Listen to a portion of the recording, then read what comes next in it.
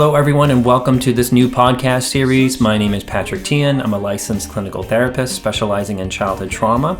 And what this podcast series will be focusing on, we're going to be focusing on people's individuals' expressive stories, getting to the heart of the matter that what happened to us in our childhood. We're also going to be omitting a lot of clinical jargon and just focusing on the story, not the diagnosis. And we're also going to focus on the relationship recovery process, which is the model of childhood trauma therapy that I do. It was developed by Amanda Curtin, LICSW, and is also known as RRP. So let's get into this episode. So what are they going to say? What are they going to do about going no contact? How are they going to talk about it with others, like extended family? And I hope to answer those questions for you in this video about how a parent reacts to their child going no contact. All of those questions are usually what childhood trauma survivors wrestle with when they're considering going no contact with a parent that is abusive, dysfunctional, or even toxic. Going no contact is really a complex and tricky issue that is highly personal. And for context of this video, this is for those who have experienced childhood trauma and there is a big disconnect with parents around that trauma. And it's often complicated by present behaviors of the parent. There's already often an unspoken schism in the relationship to begin with long before no contact happens. And often going low or no contact is the hardest thing that somebody will really ever do. And it might be a period in your life where you're at your most vulnerable and the most raw. So despite what estranged parents often say that going no contact is done on a whim, it really shouldn't be taken lightly by anybody, really. I'm going to also talk about common factors about low or no contact. And unfortunately, often a parent's reaction is going to confirm for you what you already feel about the parent and how they essentially are with you. You'll see what I mean as I go through this list. And it's going to be helpful for you to be prepared for your parent's reaction. If you can be aware of and be prepared for an estranged parent's reactions, those reactions may not have as much power over you after you've gone no contact. So I'm going to list some common parental reactions as well as how to not react to their reaction. It's helpful to take note while I read these to ask yourself if these reactions have prior history in your parent. Like, are these not new to you? Things like apathy or intrusion or victimization or drama. Often their reaction will tell you everything you need to know about the relationship.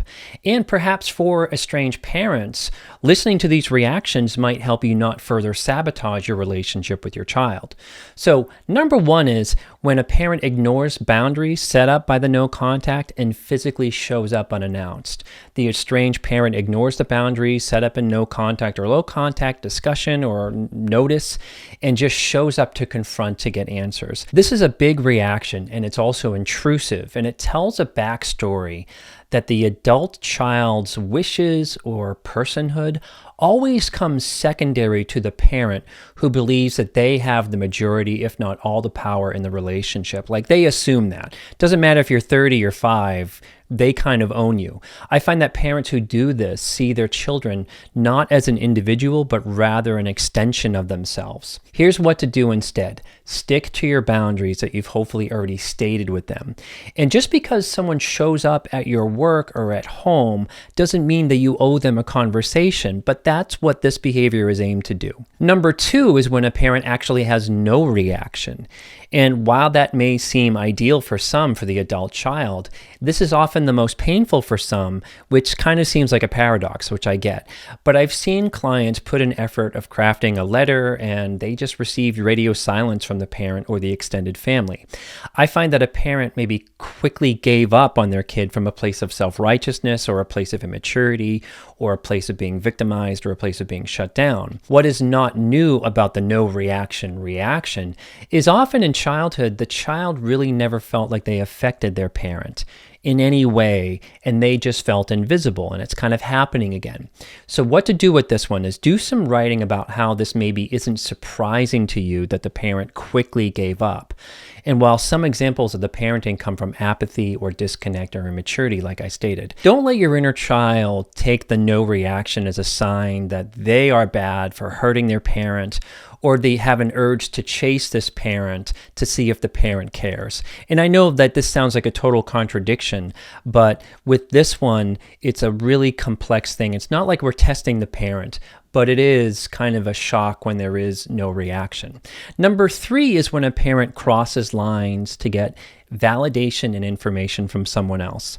The estranged parent here crosses boundaries, standard common sense boundaries, and seeks out information or alliances with those in your life, such as a coworker, a high school friend, your in-laws, anybody.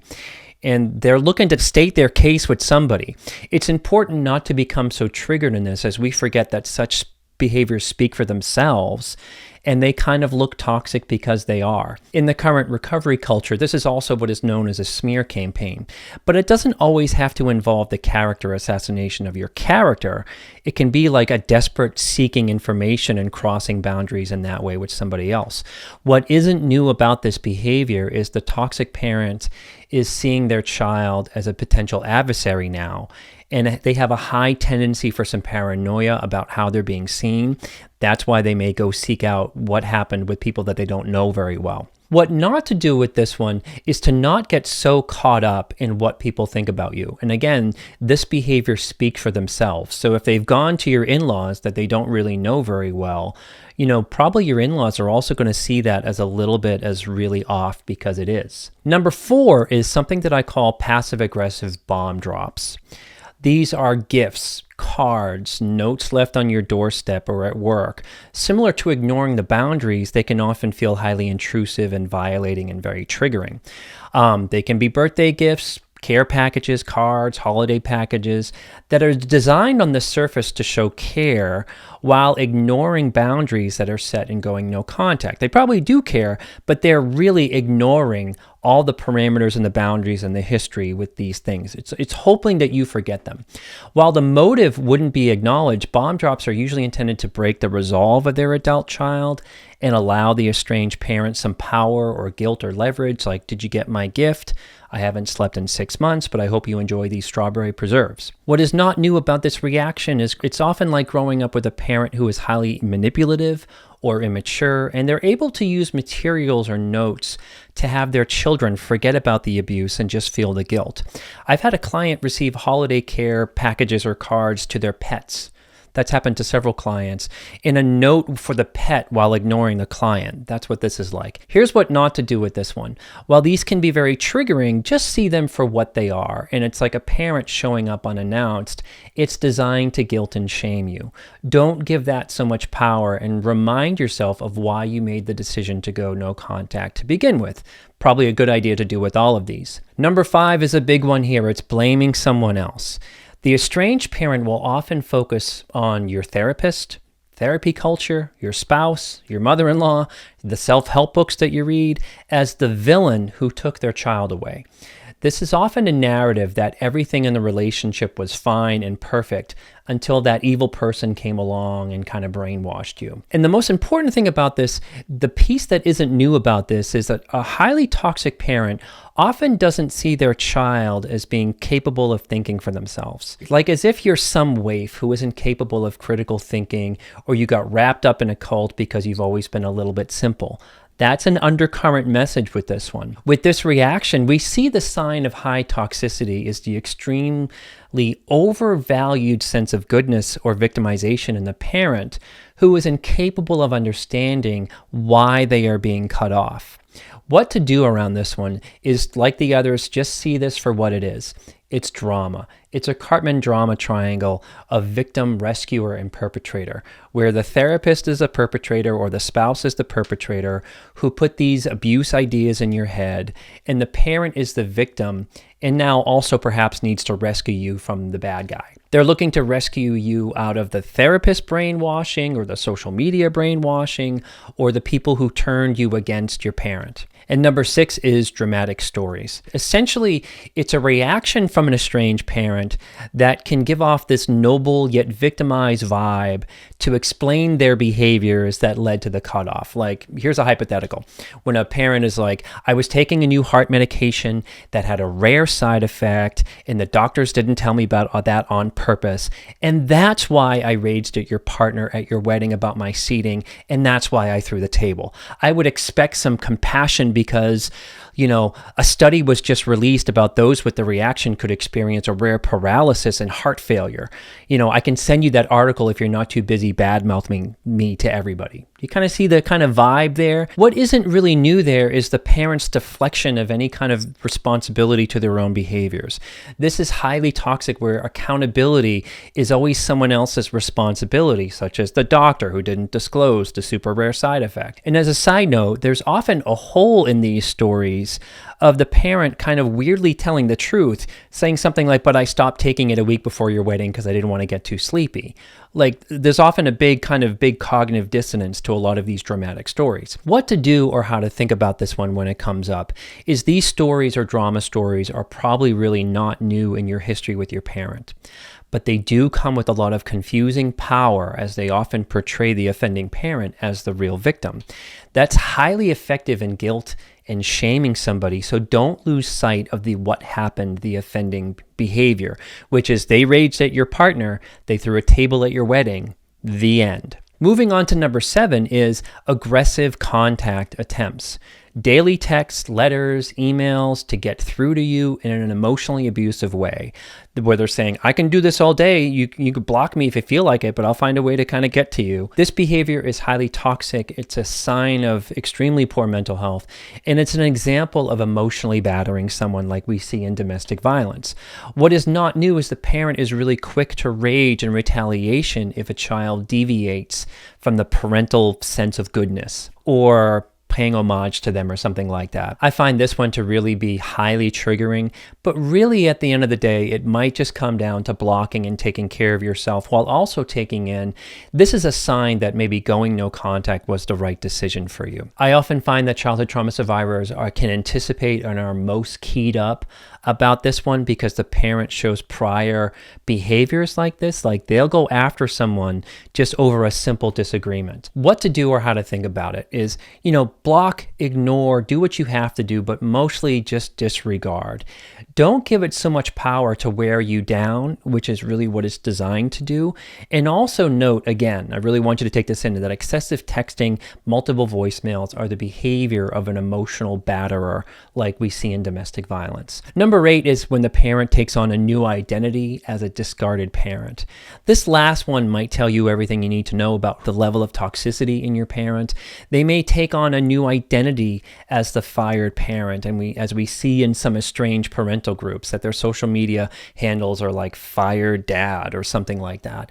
And I support estranged parents getting support. I think that that's amazing. Everyone needs some kind of support in these situations.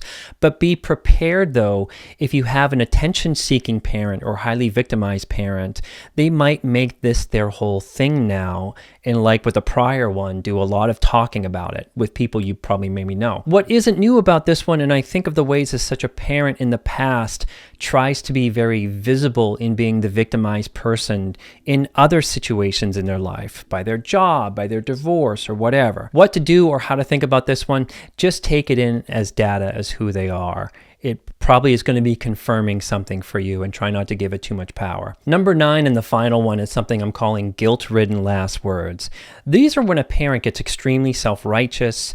I guess I'm the worst mother in the world then. I've given you everything. I've worked. I've put a roof over your head. I've done everything for you. I'm done. Do whatever you want. Again, these are about power, and they are often not new, but they also are highly effective in trying to guilt and shame somebody. These reactions often come from a parent who has an extremely short fuse of self-righteousness, even about minor things that people point out, like typos. I guess I'm the worst person on the planet that you pointed that out to me. If you've had a parent like this, just remember that this is really how they often respond and react to most things in their life. It's if they have a sign of kind of F my life vibe or approach to relationships, which is often very self-consumed. Just like everyone else, you're just leaving me kind of a vibe. A parent like this does not allow for connection and accountability, which is probably why someone is seeking distance from them. What to do or how to think about this one. Just maybe let them have the last word. Last words don't take away from your truth, and try not to give it too much power. One additional reaction that didn't quite make the list that sometimes kind of happens is when the estranged parent doesn't have a reaction with you. They kind of go radio silent, but they will have the reaction reaction with your sibling, with another family member, character assassinate you, do all the business there, because they kind of know it's going to get back to you in some way. Just wanted to kind of also put that somewhere as a footnote to these things. So some final thoughts. You'll notice that the majority of my advice here is to not react to their reaction. This is really difficult not to do because there's such history. It's the most raw we probably will ever be. It's very hard because these things are extremely triggering. But I find a powerful life skill is just letting people be upset. Of course they're going to be upset. Let people have their feelings, even if it's a battle about the truth with probably like one of the most important people in your life, but we can still just let them be upset instead of us reacting to it. These reactions, again, are going to be highly triggering. It's not realistic to not be affected by them because our inner child is already greatly struggling with guilt, shame, and fear of the unknown as well. And it's good to be aware from our inner adult and recognize that we don't have to give the parent so much power anymore, which isn't new because if you ask yourself in this moment, it's always been about their reactions and it's always about them having all the power. If you really think back throughout your history, that's most likely going to be there. And as a side note about therapists, contrary to what many estranged parents claim, less than half, maybe even only a third of my clients on my caseload in 13 years of private practice have really needed to go no contact, given their situation. The others, even if there's problems in the family, the level of toxicity was more manageable. Most, if not all of my work is about helping people process their childhood trauma, whether the client is in a domestic violence situation or they're with an emotionally unsafe relationship with a parent, even in adulthood. I'm going to be advocating for boundaries and empowerment and withdrawal when nothing else works. And if an estranged parent was on my caseload, they tend not to be. If they were in an abusive relationship with someone, I'd be suggesting the same thing to them: boundaries, empowerment, and withdrawal. But again, not everyone needs it, so there's a myth that we're all just breaking up families as therapists. Going no contact is a last resort that I discuss with clients. Estranged parents tend to criticize that it's not reconciliation without recognizing their child has been trying to do that for years, if not decades, to get through or get to a different place. Here are some really brief factors about going low or no contact. Number one is it's often the hardest thing a childhood trauma survivor will do and shouldn't really be taken lightly by anybody. Number two is things need to be pretty bad in one's family or a relationship with a parent to go no contact. It's a myth that no contact is done on a whim or comes out of nowhere. Low or no contact is a decades-long process, like I mentioned. I've never had someone go no contact just for poops and giggles. Any parent is going to have really big feelings about this unless they are really shut down and already pretty estranged. Allow their reaction, but you don't have to engage in it. And lastly, there's often a paradox to this stuff of the parent often being highly removed from their responsibility of being a parent, an emotionally connected parent. So often their sense of both history and healthy parenting is greatly impaired. And here lies the problem of trying to get someone who is abusive, dysfunctional, or even toxic to understand that they are. And as always, may you be filled with loving kindness. May you be well. May you be peaceful and at ease. And may you be joyous. And I will see you next time.